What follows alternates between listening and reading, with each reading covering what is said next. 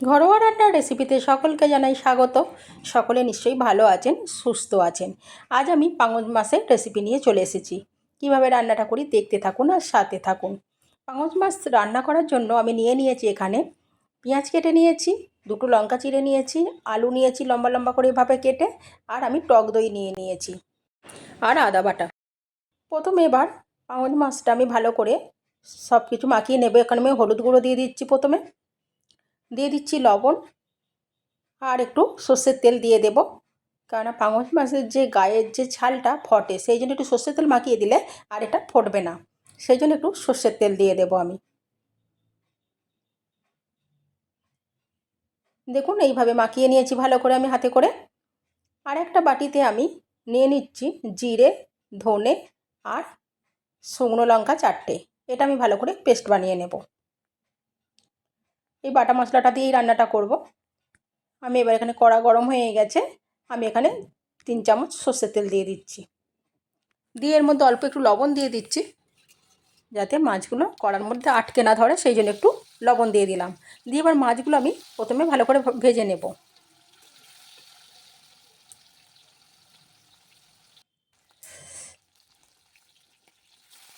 মাছগুলো উল্টে দিচ্ছি, একদিকটা ভাজা হয়ে গেছে, উল্টে দিচ্ছি। এটা পুকুরের পাঙাশ মাছ। পাঙাশ মাছ নদীরও হয় আর পুকুরেরও হয়, এটা পুকুরের পাঙাশ মাছ।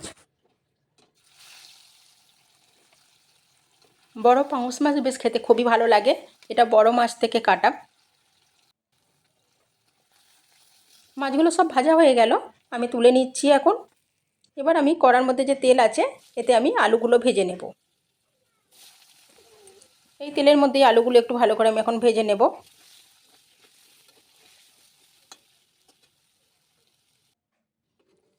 একটু চাপা দিয়ে ভেজে নিলাম, তাহলে আলুটা অনেকটা সেদ্ধ হয়ে যাবে রান্নাটা করার সময়, আর বেশি দেরি হবে না। ওই জন্যে একটু চাপা দিয়ে ভেজে নিলাম। বেশ লাল লাল ভাজা হয়ে গেছে, এবার আমি আলুগুলো তুলে নেব।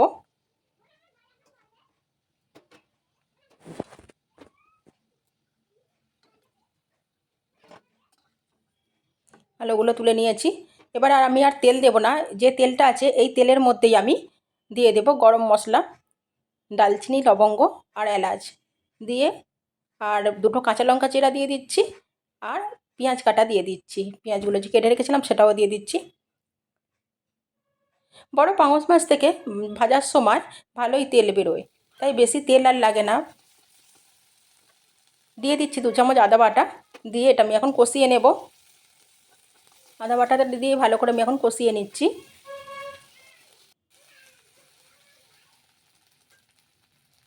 এবার আমি ভালো করে কষিয়ে নিয়েছি, আর যে বাটনাটা বেটে রেখেছিলাম সেটা আমি দিয়ে দিচ্ছি।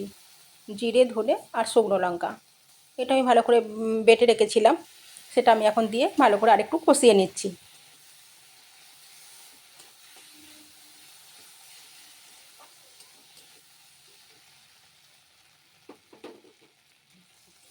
আর আমি এখানে 4 চামচ টক দই নিয়েছি, সেটা ভালো করে ফেটিয়ে নিচ্ছি। নিয়ে আমি এটা দিয়ে দিলাম। যখন টক দইটা দেবেন তখন মানে একদম লো ফ্লেমে রাখতে হবে আঁচটা, নাহলে টক দই অনেক সময় কেটে যায় রান্নার মধ্যে দিলে। লো ফ্লেমে রেখে ভালো করে টক দইটা দিয়েও আমি ভালো করে এখন কষিয়ে নিচ্ছি। দিয়ে দিচ্ছি 1 চামচ হলুদ গুঁড়ো আর পরিমাণ মতো লবণ। দিয়ে এই মশলাটা আরেকটু কষিয়ে নেব আমি। দিয়ে আলুগুলো এবার দিয়ে দিচ্ছি, যে ভেজে রেখেছিলাম আলুগুলো সেগুলো এখন দিয়ে দিচ্ছি। দিয়ে এটা একটু মানে মশলার সঙ্গে ভালো করে নাড়াচাড়া করে নিচ্ছি। একটু কষিয়ে নিয়ে এতে আমি এখন মানে গরম জল দিয়ে দেবো একটু। ভালো করে কষানো হয়ে গেছে, এখন আমি একটু গরম জল দিয়ে দিচ্ছি। অল্প পরিমাণ গরম জল দিয়ে একটু ভালো করে নাড়াচাড়া করে নিচ্ছি।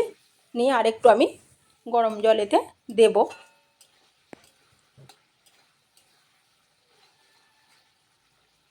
এইভাবে রান্না করলে পাঙাশ মাছ খুব ভালো খেতে লাগে। আরেকটু আমি জল দিয়ে দিলাম।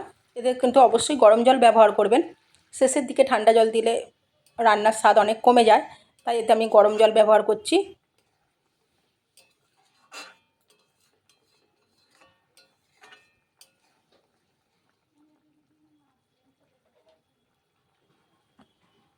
এবার আমি মাছগুলো দিয়ে দিচ্ছি। আলু ভালো করে সেদ্ধ হয়ে গেছে। এখন আমি মাছগুলো এবার দিয়ে দিচ্ছি। মাছটা দিয়ে আমি আর 2-3 মিনিট ফুটিয়ে নেব ভালো করে।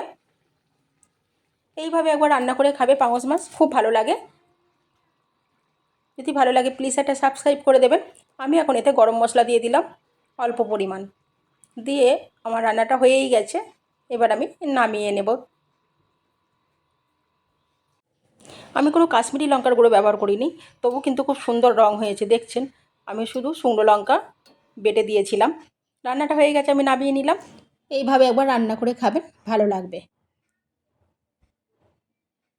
ভালো থাকবেন, সুস্থ থাকবেন, সাবধানে থাকবেন।